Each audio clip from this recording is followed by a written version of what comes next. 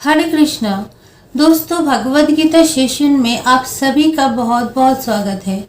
हम सभी अध्ययन कर रहे हैं गीता का दूसरा अध्याय सांख्य योग। तो देखते हैं इस अध्याय का अगला श्लोक। अविनाशी तु तद्विद्धि येन सर्वम इदं ततं विनाशम अव्ययस्य न कश्चित् कर्तुम अर्हति।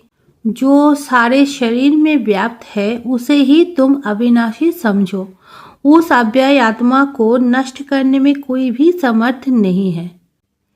इस श्लोक में संपूर्ण शरीर में व्याप्त आत्मा की प्रकृति का स्पष्टीकरण हुआ है।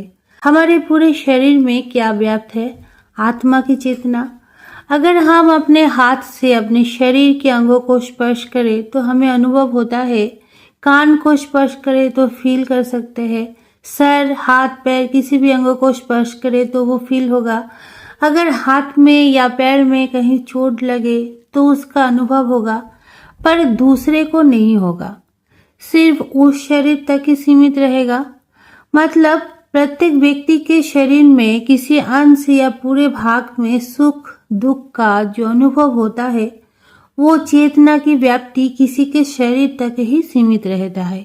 और भगवान कह रहे हैं कि ये आत्मा जो पूरे शरीर में चेतना के रूप में व्याप्त है, इसे तुम अविनाशी जानो। मतलब इसका कभी भी विनाश नहीं हो सकता। आत्मा कभी भी मरता नहीं। और तात्पर्य में आत्मा का साइज के बारे में भी बताया गया है।